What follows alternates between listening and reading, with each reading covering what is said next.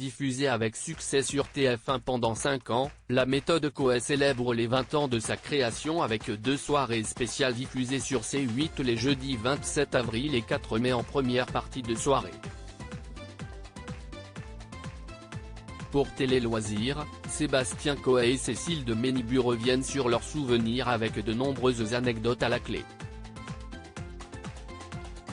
Après Y'a que la vérité qui compte avec Pascal Bataille et Laurent Fontaine, C8 revient les jeudis 27 avril et 4 mai 2023 en première partie de soirée sur les moments forts d'une autre émission culte de TF1, la méthode Coé. Ce talk show pas comme les autres a été présenté entre 2003 et 2008 par Sébastien Coé et Cécile de Ménibu et a accueilli en plateau stars françaises et internationales. À l'occasion de ce retour le temps de 2 soirées, Télé Loisirs a interrogé les 2 animateurs sur leurs souvenirs. Coé, je n'ai pas eu de réponse de TF1 et de Énergie 12 pour fêter les 20 ans de la méthode Coé Télé Loisirs, pourquoi fêter cet anniversaire sur C8 et pas sur TF1 ? Sébastien Coé, par élégance, j'avais proposé à TF1 et Énergie 12 de le fêter, mais je n'ai pas eu de réponse. Et Cyril Hanouna s'est très vite positionné, l'animateur de C8 est le coproducteur des 2 émissions diffusées cette soirée, note de la rédaction. Cécile de Ménibu, il y a de nombreuses séquences et des invités que j'avais oubliés, ça m'a fait plaisir de revoir tout ça. Ça permet d'expliquer à la nouvelle génération ce que t'est la méthode, une vraie fenêtre de liberté dans tous les sens du terme. En 2003, les débuts de la méthode Coé ont été compliqués sur TF1. Oui, TF1 s'était engagé pour 12 émissions et, à mi-parcours, on avait reçu une lettre nous avertissant que le programme risquait de s'arrêter à cause des audiences.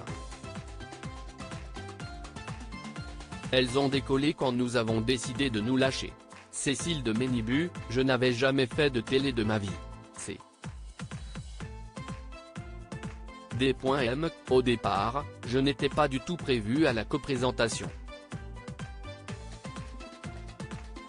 2 semaines avant le début, comme personne ne convenait, j'ai été désigné par Pascal Bataille et Laurent Fontaine, les producteurs du programme, note de la rédaction.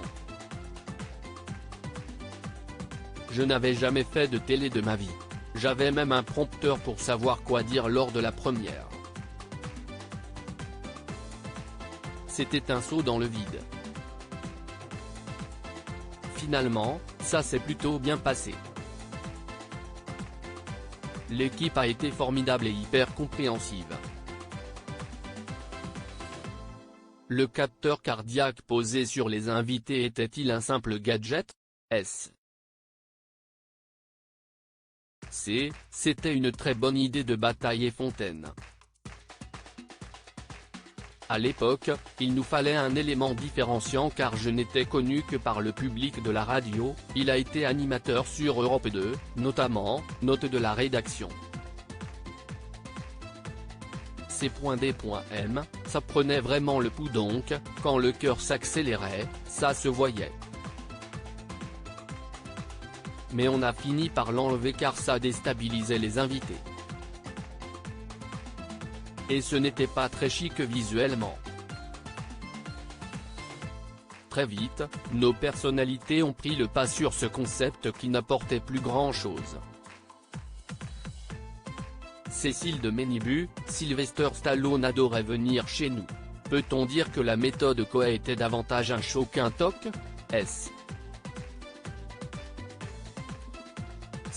Les plus grands animateurs de TF1 s'étaient essayés au talk show avant moi, comme Jean-Pierre Foucault.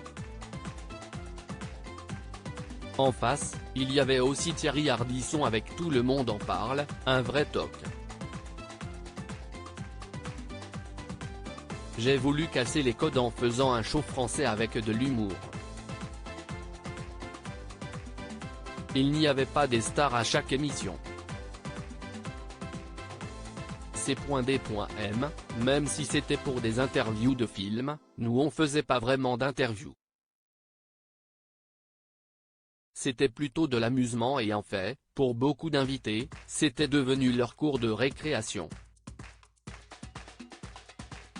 Sylvester Stallone, il adorait venir chez nous. C'est dingue de se dire ça avec le recul.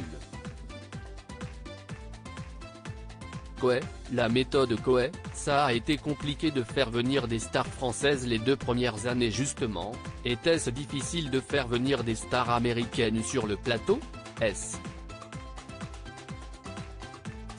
Paradoxalement, ça a été beaucoup plus compliqué de faire venir des stars françaises les 2 premières années. Pour elles, TF1 était une chaîne trop populaire. Mais elles se sont rendues compte que la méthode Coé était une émission prescriptrice et bienveillante. Avec les stars américaines, ça s'est toujours très bien passé. Le tout Hollywood a déboulé chez nous, Jason Statham, Jackie Chan, Mark Wahlberg. Stallone, il adorait venir chez nous. C'est dingue de se dire ça avec le recul. Avec Steve-O, la star de l'émission Jackass, sur MTV, ça a été très compliqué, il est arrivé ivre-mort et a baissé son pantalon sur le plateau avant d'uriner devant tout le monde. Ça n'est jamais passé à l'antenne. Avez-vous d'autres mauvais souvenirs avec des invités? C'est pas tant que ça. Des invités nous ont laissé un sentiment de tristesse comme Guillaume Depardieu, qui était agressif dans ses réponses. Pendant la bande-annonce de son film, il m'avait pris la main et s'était excusé pour son comportement. Mais c'était ça aussi cette émission, ça partait parfois dans tous les sens. On a également coupé Eddie Barclay qui s'est installé dans le fauteuil avec 2 jeunes filles de 16 ans. On n'aimait pas son attitude avec elles. C'était dérangeant. Coé, il n'y avait rien de choquant dans la méthode Coé Quest, ce que vous ne pourriez plus refaire à la télé aujourd'hui? Il n'y avait rien de choquant dans la méthode Coé. Même si on recevait parfois des actrices porno, ça restait une émission grand public. Ce qui ne serait plus possible, ce sont des petits mots, des petites blagues, des échanges. La grande différence c'est que chaque émission aurait buzzé sur tous les réseaux sociaux. On allait à l'extrême sur plein de choses, on poussait les vannes très loin. On se bagarrait avec des produits alimentaires. Aujourd'hui, on nous dirait que ce n'est plus possible. Même chose pour la jeune fille plutôt sexy qui venait placer le capteur au bout du doigt de l'invité.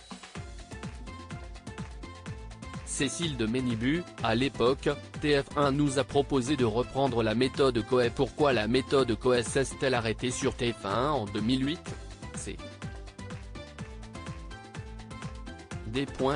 J'aimerais bien le savoir, rire.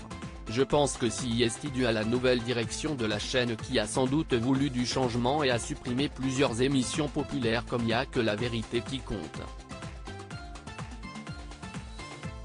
Quelques mois après l'arrêt de la méthode Coé, TF1 nous a proposé de reprendre l'émission, mais avec moins de moyens.